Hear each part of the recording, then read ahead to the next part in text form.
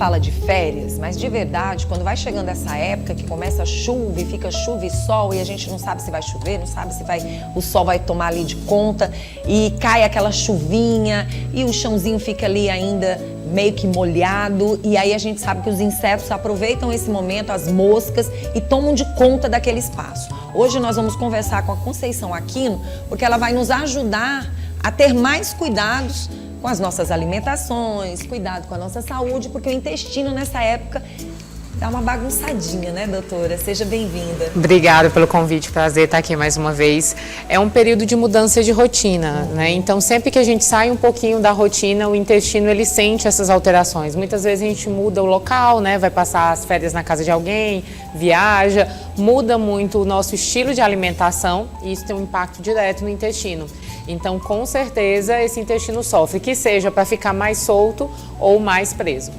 Pronto, a doutora falou algo bem interessante. Os netos que vão para a casa dos avós, muitas vezes a mãe e o pai têm que trabalhar e ali a criança fica aos cuidados ou dos irmãos ou até mesmo dos familiares e ao mesmo tempo também às vezes do cuidador ali que dá a atenção necessária, dá, mas às vezes algo que você ali não percebe, aquela mosca vai ali e toma de conta também, né? Às vezes um segundinho, porque elas são bem rápidas também. Isso, tanto em casa como em viagem, Sim. né? A gente se expõe a alimentos muitas vezes que não foram preparados por nós, que a gente não sabe há quanto tempo está exposto. Então é importante, quando a gente sai ali do nosso espaço, onde a gente controla, ficar atento a vetores para infecções intestinais, doenças do intestino, como, por exemplo, alimentos que não foram conservados na temperatura ambiente. Então, se você vê um alimento que está exposto por muito tempo, ali pode ser um risco de infecção alimentar. Gelo ou água de procedência duvidosa, que você não sabe se aquilo foi feito, já parou para pensar se o gelo que você está consumindo foi feito com água filtrada? Ou se foi feito com uma água que você não sabe a procedência? Aquilo pode ser, às vezes, o gelo que você colocou num suco, pode ser de onde veio uma infecção intestinal, por exemplo. Nossa. Então, sempre que a gente sai do nosso espaço, né, muitas refeições fora de casa, a gente acaba ficando exposto a isso. Doutora, eu queria muito chamar a atenção, porque nos últimos tempos a gente tem ouvido vários comentários e até mesmo pessoas que estão próximas da gente falando muito de intestino preso. Isso, de uma certa forma, tem sido muito comentado, muito falado nesses últimos tempos. Isso acontece, de uma certa forma, com uma certa frequência? Ou é algo que está acontecendo mais nos últimos tempos, as queixas de intestino preso? Hoje as queixas de intestino preso têm aumentado bastante, acho que é a queixa principal que eu recebo no consultório, principalmente entre as mulheres, né? A gente sabe que as mulheres são mais constipadas do que os homens por vários fatores hormonais, associados a estresse e ansiedade também, mas principalmente pelo nosso perfil alimentar. Hoje a gente, aquela história, desembala mais do que descasca mais. E esse consumo de uma quantidade maior de alimentos industrializados, processados, faz com que a gente consuma menos fibra. E isso, os três principais pilares para a gente ter um intestino que funciona com regularidade é a alimentação rica em fibra, que vem das frutas, verduras, cereais, que a gente deve ingerir, a atividade física, que hoje em dia todo mundo anda correndo, acaba não tendo tempo, a gente caminha muito pouco hoje em dia, né, porque tem as facilidades da vida moderna. E, além disso, uma ingesta de água adequada, que também a gente acaba deixando de escanteio nessa vida corrida. Então, esses três pilares têm feito com que as pessoas hoje tenham muito mais constipação do que lá na época dos nossos pais e avós. Doutora falou sobre um assunto importante, que as mulheres, e por incrível que pareça, são as mulheres que consomem mais sementes, farinhas. São as mulheres que acabam, de uma certa forma, se suplementando bastante. Muitas vezes toma também determinadas sementes e ao mesmo tempo come determinadas sementes e ao mesmo tempo usa alguns suplementos e acha que está fazendo certo. Por exemplo, a gente sabe que tem algumas farinhas que elas são importantes e necessárias para a nossa saúde, mas às vezes o consumo da água realmente não é o suficiente, ou até mesmo está se alimentando de forma não apropriada. A gente sabe que a própria chia, se você não preparar a chia como ela tem que ser preparada, você vai estar trazendo graves problemas para a sua saúde. É porque esses 3 pilares, eles se ajudam para a gente ter o resultado ideal. Então, não adianta você comer muita fibra se você não bebe água. Sim. Eu preciso hidratar essa fibra para que ela tenha o papel adequado no nosso intestino. Quando a gente tem que pensar que o nosso corpo ele é muito inteligente, ele foi programado para manter a gente vivo. Então, se você bebe pouca água, o corpo ele vai ter que tirar aquele líquido para manter os seus rins funcionando, o seu coração batendo, ele vai ter que tirar aquele líquido de algum lugar. Então, como que ele vai pensar? Qual é o lugar que vai fazer menos falta na minha vida? Nas fezes. Então, por isso que as fezes ressecam quando você não bebe muita água, porque é como se fosse uma reserva para o organismo que, entre aspas, não vai colocar a sua vida em risco. Então, a gente precisa beber essa quantidade de água extra para que sobre alguma coisinha ali para o nosso intestino. Então, só comer a fibra e não beber a água, você não está resolvendo o problema. E vale lembrar que você falou, mas as mulheres acabam se cuidando mais, né? A gente vê, eu sempre brinco com as minhas pacientes, olha, após seu marido não faz nada disso que você faz, e o intestino dele funciona todo dia. Porque também tem a questão hormonal. Então, às vezes, você está fazendo tudo certinho, você está bebendo água, você está comendo a fibra, você está comendo a chia, você está fazendo atividade física e não funciona. E aí a gente tem que identificar quais são esses fatores. Por exemplo, a gente estava falando de férias e de viagem. Mulheres se preocupam com detalhes que homens não se preocupam. A gente quer saber se o banheiro está limpinho, se está distante, se não tem ninguém ouvindo que você está indo ao banheiro. Então, a gente já acrescenta ali uma dose de ansiedade. O emocional já atrapalha nesse momento do intestino funcionar. Exatamente. E isso tranca, gente. Isso trava. Vocês não têm ideia do poder que a nossa cabeça tem em pensar nisso. Então, a mulher já pensa, nossa, mas eu estou dividindo um quarto, uma casa com outras pessoas. E se eles descobrirem que eu vou ao banheiro, como se fosse algo que todo mundo faz, mas a gente tem vergonha disso. E isso com certeza faz. Eu tenho vários pacientes que viajam uma semana e ficam sem ir ao banheiro aquela semana inteira que passaram viajando.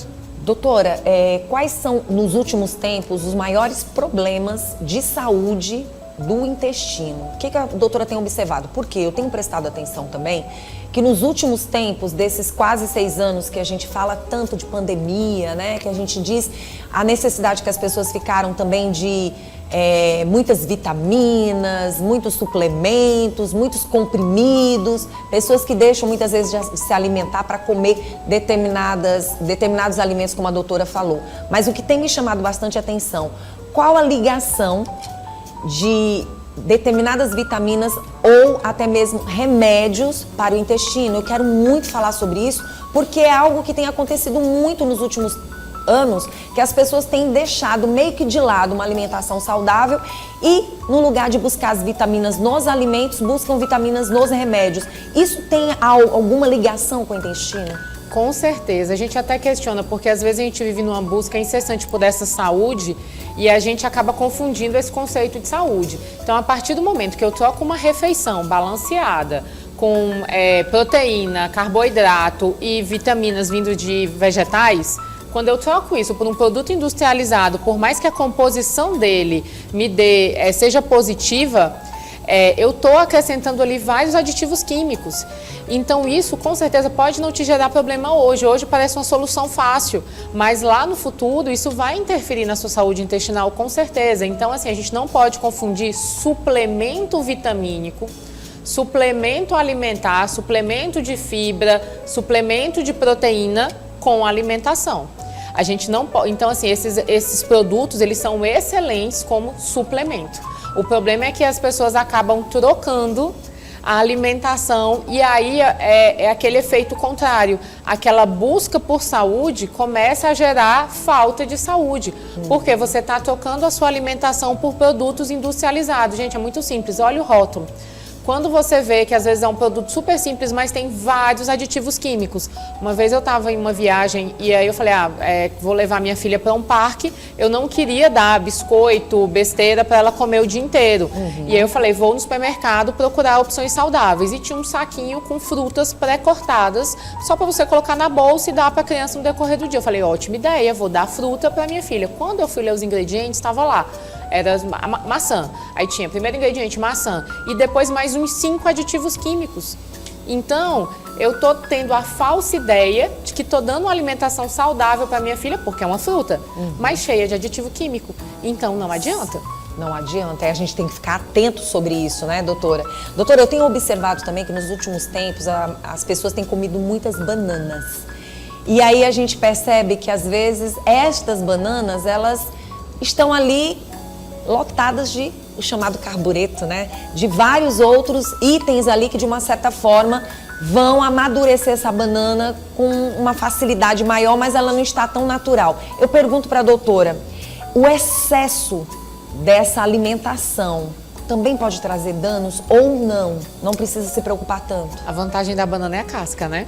Então, assim, de certa forma, ela acaba tendo uma proteção maior por ter uma casca espessa. Lógico Sim. que isso pesa a longo prazo, mas quando eu comparo com frutos como, por exemplo, morango, a uva que a gente come diretamente com tudo, ela acaba tendo um peso menor. Mas aí vem, né, o ideal, produtos orgânicos, é que também chega a um ponto que a gente começa a ficar muito difícil você chegar nesse ideal de saúde, onde também eu tô pensando na banana.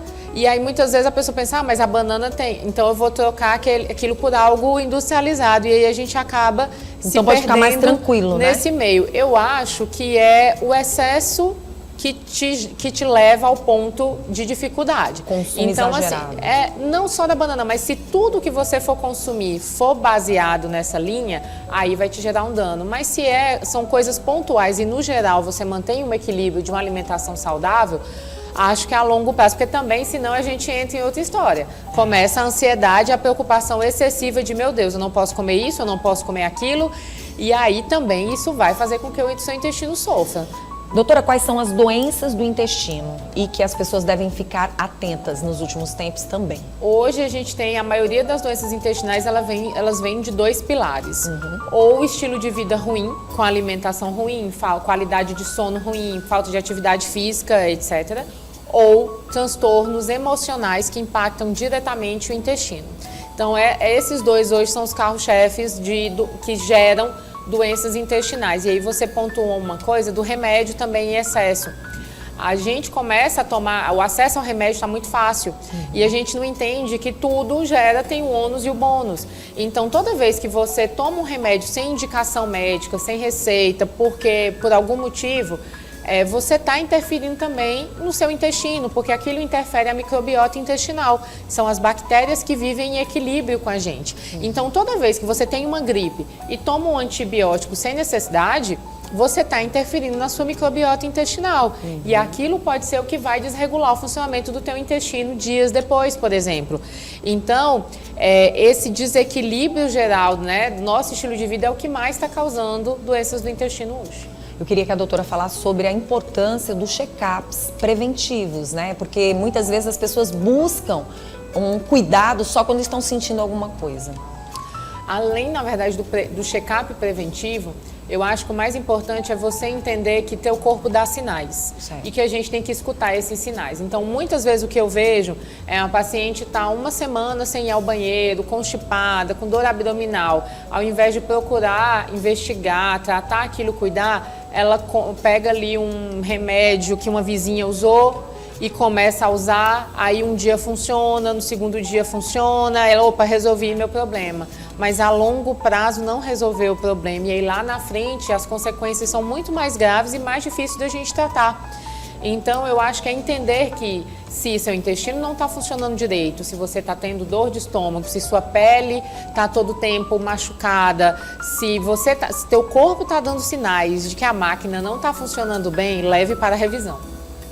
Né? Não tente, ninguém, se a gente tem um problema no carro, a gente não tenta resolver sozinho, a gente leva no mecânico. Mas se o nosso corpo não está funcionando direito, a gente acha que vai pegar um remedinho aqui, uma dica dali e que vai resolver o problema. Né? Exatamente. Doutora, eu queria que a senhora falasse também a respeito da história da mosca, da virose da mosca que está circulando.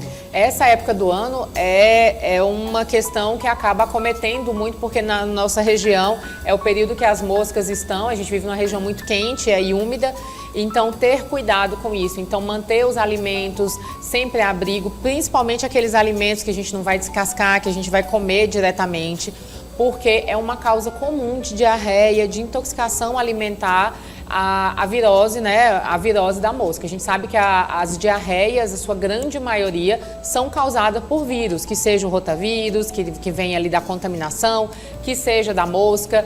Então, é o principal ponto que a gente pode fazer. Cuidado na exposição dos alimentos, proteger esses alimentos e cuidado com onde você está comendo e o que você está comendo.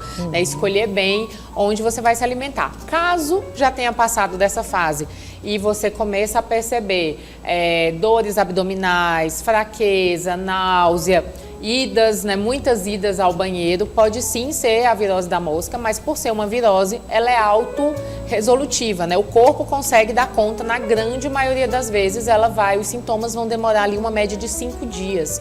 Então, o que fazer nesse período? Repouso, ingerir muito líquido, alimentação leve, para você não dar um segundo trabalho para o seu intestino de ter que digerir coisas mais difíceis. E se forem extremos de idade ou pacientes com risco maior, como crianças de baixa idade, idosos ou pessoas com outras doenças graves, tem que procurar auxílio médico, pronto-socorro, porque pode precisar de internação. Os sintomas passaram de uma semana, aí todo mundo tem que procurar ajuda, porque aí já passou do prazo que geralmente o corpo consegue vencer essa virose. Doutora, existe algum inimigo do intestino? Inimigo do intestino? Pergunta capciosa. É porque tem algo assim que a gente pode dizer, olha, pense 2 vezes. O problema é porque não é só um, eu posso te dar uma lista, né? Inimigos do intestino. Alimentos ultraprocessados são inimigos do intestino, né? Então a gente volta lá ao excesso de industrializados. Antibióticos e remédios fortes sem prescrição são inimigos do intestino. A falta de água, o sono de má qualidade é um péssimo inimigo do intestino, e a falta de atividade física, o sedentarismo também. E bebida alcoólica, que também, a gente estava falando de férias, todo mundo relaxa, acaba exagerando um pouquinho mais na bebida alcoólica, e o álcool desidrata. Além de desidratar, ele irrita diretamente a mucosa intestinal. Então, por isso que você vê sempre alguém falando, tomei uma cervejinha e desarranjou o meu intestino. Então, o excesso de álcool também é um inimigo importante para a sua saúde intestinal. Sabe por que eu falei isso, doutora? Porque nos últimos tempos estão classificando o inimigo do intestino a demorada dentro do banheiro com o celular na mão. Aí é o inimigo da hemorroida. Né? Tem que ficar atento, né? Ficar muito tempo sentado no vaso, ele tanto piora para quem tem o intestino preso, porque você perde o foco do que você foi fazer ali. Então, às vezes, a pessoa senta no banheiro, ela demora tanto que ela perde a concentração no ato evacuatório, que a gente precisa se concentrar para fazer um movimento adequado, para a musculatura trabalhar de forma adequada. E, além disso, além de atrapalhar, quem lá fez rapidinho, deu tudo certo, mas depois fica um tempão sentado no vaso, aumenta diretamente o risco de ter hemorroida. Porque aquela pressão ali, mas eu fico sentado numa cadeira e tá tudo bem. Mas o vaso sanitário, ele é circular.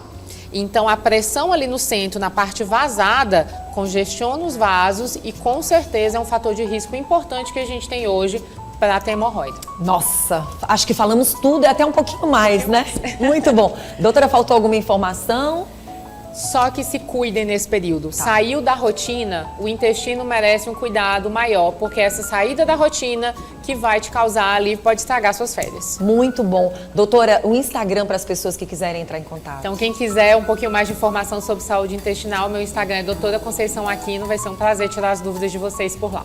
Doutora, muito obrigada pela sua presença. É sempre um prazer tê-la aqui no nosso Bom Dia. Prazer é meu, obrigada. Obrigada, continue aqui com a gente. Coisa boa a gente conversar com quem entende, experiente. E olha, a gente fica muito feliz. Inclusive, doutora, eu quero, em nome da doutora Conceição Aquino, parabenizar todos os médicos que, de forma muito responsável, séria, a gente sabe que de manhã vocês têm muitas consultas, nos dão essa oportunidade de vir para o Bom Dia. Obrigada, tá? Obrigada de verdade. O nosso público agradece.